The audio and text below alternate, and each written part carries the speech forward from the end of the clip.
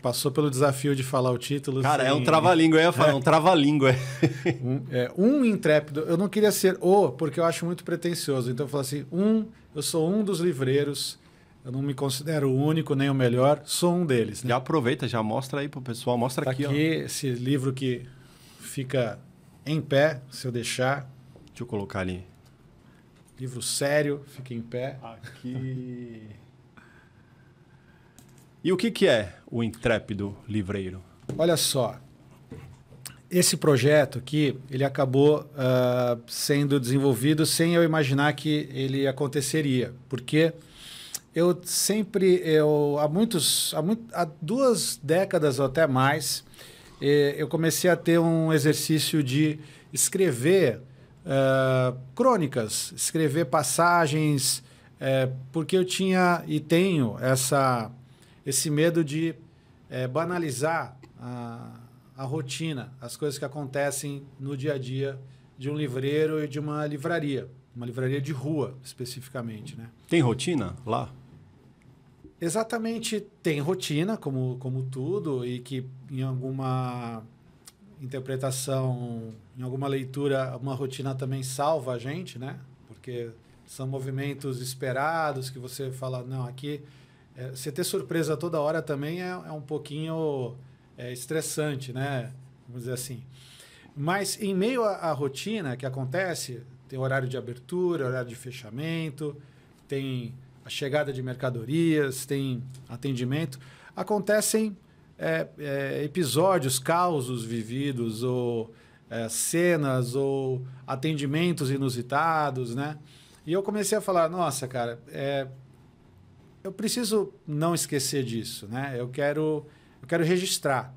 E a maneira de registrar, despretensiosamente, era por meio de um texto breve, uma crônica, ou, em alguns casos, um artigo, quando é um texto que ele tinha uma pretensão mais de entender o que é o mercado, o que o livreiro faz, o que uma livraria representa, ou uma editora... Ou pensar alto sobre o mercado editorial, aí eu chamo de artigo. A crônica é algo mais do cotidiano, algo mais que vai conversar com muita gente também que esteja no mesmo barco, vivendo no mesmo tempo, né? E como eu também sou um leitor de crônica, eu não tinha muita inibição para colocar isso no papel. Mas eu não tinha pretensão de que isso fosse um dia ser um livro. Eu simplesmente escrevia para não perder essas pequenas vivências que aconteciam e acontecem no dia a dia de uma livraria. Né? Eu comecei a ler e não terminei ainda. Eu vi que tem artigos para a Tribuna, né? E aí você falou que não tinha essa pretensão. Acabou reunindo tudo, mas o que te provocou a lançar esse livro? Eu comecei a ver que tinha um conjunto de textos que poderia fazer algum sentido sendo bem editados. E também comecei a ser estimulado por rede social. As pessoas, quando leem um texto na rede, falam, pô, você tem que transformar isso em livro. Aí quando começou a volumar a quantidade de pessoas entendendo que isso poderia vir a ser um livro, eu comecei a acreditar também. O famoso ego massageado pelo internauta, o leitor. Só que eu queria, e eu consegui isso, eu queria não ser o editor. Eu também sou editor. Mas eu preferia, e ainda prefiro, que não seja a Realejo a editora. Porque eu acho que ser editado por uma casa externa, outra empresa, eu não vou ter preocupações de empreender o projeto. Eu serei só autor, vamos dizer assim, né? Só entre aspas, né?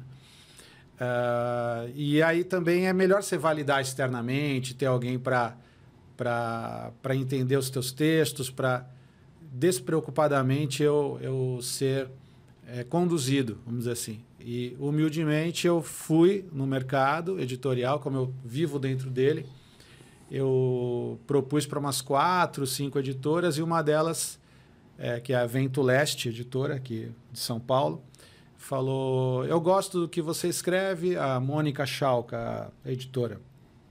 Eu gosto do que você escreve, então a gente vai publicar. Eu não imaginava que ia ser um calhamaço desse tamanho, né? Mas... Era o que eu ia falar. Ele é um livro grande, né? Grosso, mas o texto é leve, é bem humorado. Você escreve coisas como... o primeiro cliente do dia pergunta qual a melhor pastelaria, né? Da rua. Maravilhoso. Essas coisas que eu falo, quero resmungar em público aqui.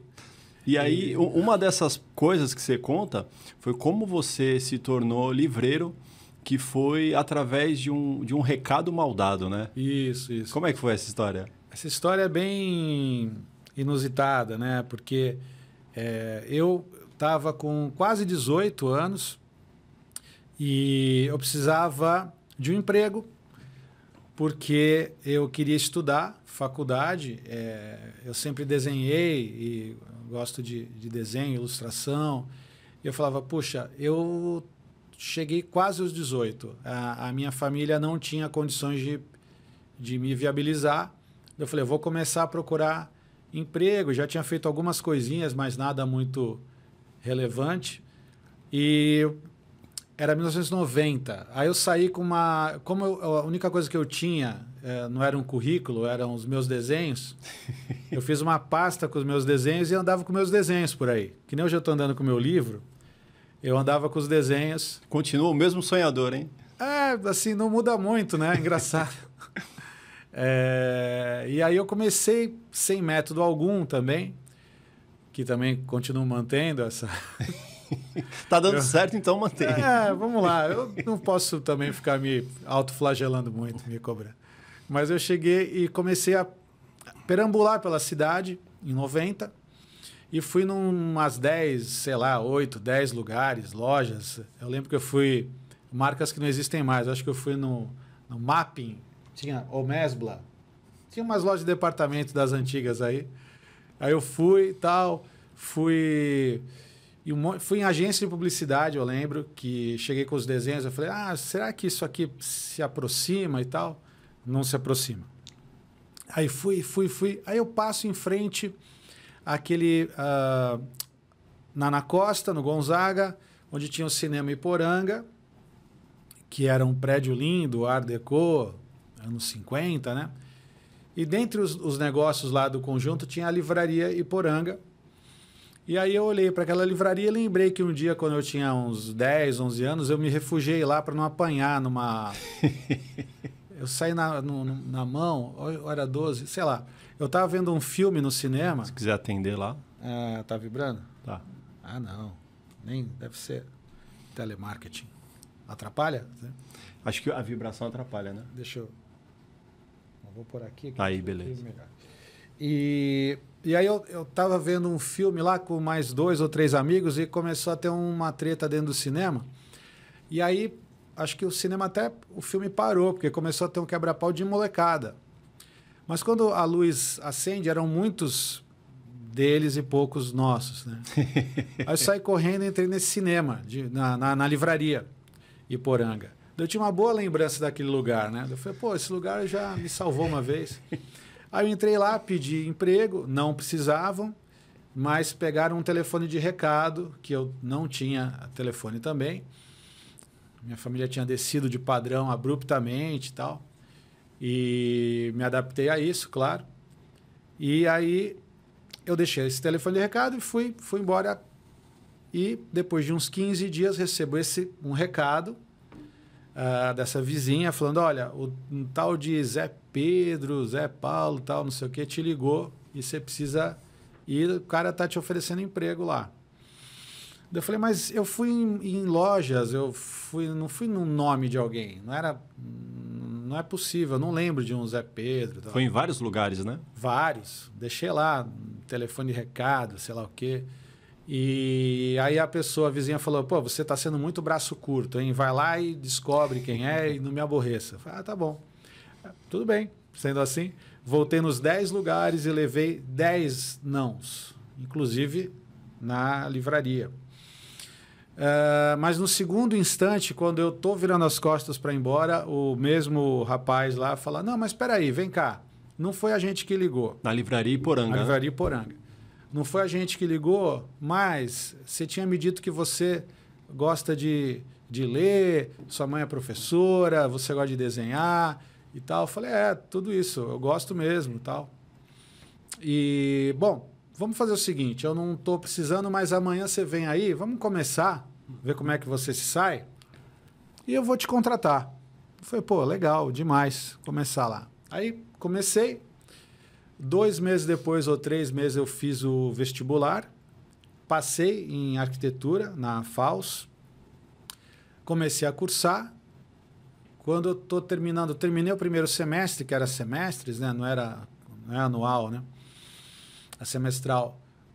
No segundo semestre, eu recebo a proposta da própria livraria que eu era funcionário. Um dos sócios fala para mim, olha, a gente gostaria de te oferecer uma parte da livraria, 25%. Eu falei, eu não tenho recursos, né? Eu vou até falar com a minha família, falei com a minha mãe, até me ajudou a vender um terreninho que tinha lá. E aí, nesse momento, eu viro sócio com quase 20 anos.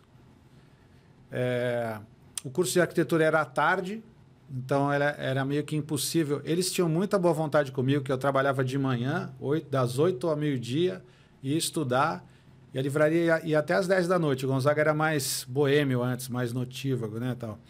Então eu chegava, era das 8 ao meio-dia e das 6h30 às 10. E à tarde eu estudava na faculdade.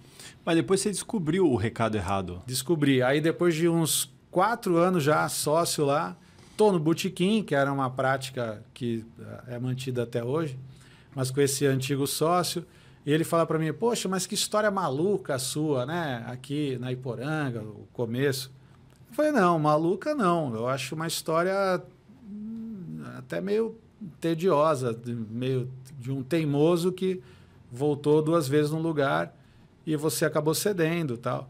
Ah, mas eu nunca te contei o que aconteceu? Eu falei, não, nunca contou. Aí o cara falou, foi o seguinte, na primeira vez que você foi lá, tinha um cara no balcão, um terceiro cara lá. Esse cara é o Armando, isso quem me falou foi o Luigi Marnotto, que depois eu comprei a parte dele também. E esse Armando olhou para tua cara lá e falou, pô, esse menino tem a cara boa. Eu vou...